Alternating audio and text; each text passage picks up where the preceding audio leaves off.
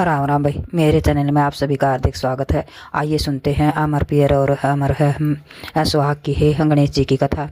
एक नगर में है दो भाई बहन थे है उनके है माता पिता पहले ही गुजर गए थे।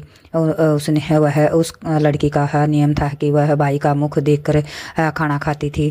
फिर उसकी शादी होगी है तो उन्होंने ससुराल वालों से है कहा कि है मेरी बहन का नियम है कि है मेरा मुँह देखकर है खाना खाती है।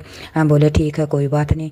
वह सुबह उठकर है जल्दी जल्दी पूरा काम करती और फिर वहाँ से है अपने पेड़ के लिए चल देती। और है रास्ते में एक है पीपल के पेड़ के नीचे है गणेश महाराज की मूर्ति थी।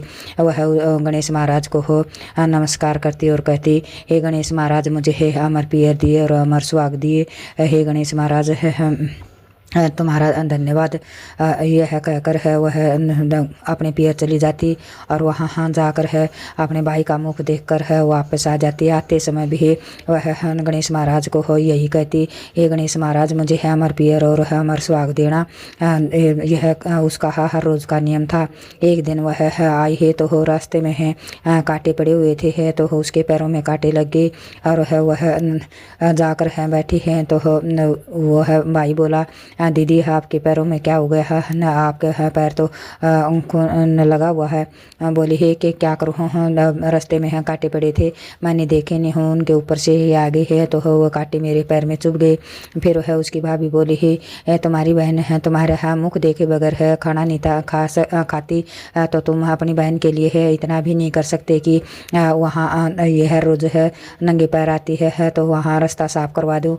तो वह भाई है अगले दिन है वह कुल्हाड़ी लेकर है वन में गया है और है जहाँ भी झाड़ी है थी है सब काट कर है वहाँ पूरा रास्ता साफ कर दिया। उसने यह नहीं देखा है कि यहाँ गणेश महाराज की मूर्ति है। वह भी है उसने है उठाकर है वहाँ से है झाड़ियों में फेंक दी। तो है इस है के कारण उसके है भाई की मृत्यु हो गई है। फिर है गाँव वाले हो उसे है ले जाने लगे है तो उसकी भाभी बोली, अभी इसको हम मत लेके जाओ, इसकी बहन आएगी और है वो है इसका मुखड़ा देखेगी। वह उसका नियम है कि है इसका मुख देखकर खाना खाती है। फिर गांव वाले बोले है कि आज तो इसका मुखड़ा देख लेगी है, फिर कल किसका देखेगी। तो हो बोले है नहीं, अभी उसको आ लेने दो, तब तक आप इसको मत लेके जाओ। फिर है वह आई है तो आते समय उसने देखा कि है रास्ता पूरा साफ है और उसने है गणेश महाराज की मूर्ति नहीं दिखाई दी। तो वह वहाँ खड़ी होकर है बोली, हे गणेश महाराज है मुझे अमर पियर और अमर सुहाग देना। आपके है दर्शन तो नहीं हुए हैं मगर मैं आपका नाम लेकर आपसे है विनती करती हूँ। फिर झाड़ी से है आवाज़ आई का तुम है ऐसा करो हो, मैं है इस झाड़ियों में पड़ा हूँ और है यहाँ से है इस झाड़ी का उसने आवाज़ सुनकर है देखा तो हो इसे एक बड़बेरी के पेड़ के नीचे है गणेश महाराज की मूर्ति पड़ी है।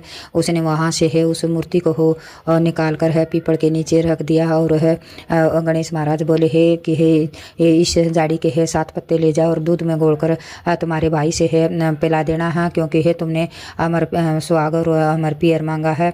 तुम्हारा भाई है यह पीने के बाद में है जीवित हो जाएगा। वह चली गई है। आदमी है उसको हो उठाने वाले थे तो हो वह बोली है रुको हो, मैं बाद में मुँह देखती हूँ। वह वहाँ से सीधी अंदर गई और दूध लेके आई, उसमें घोलकर उस दूध को भाई को पिला दिया। तो भाई बैठा लिया तो सभी कहने लगे है कि तुम्हारी है बहन तो है बहुत सतवाड़ी है और है गणेश महाराज है इसका बहुत ही साथ देते हैं।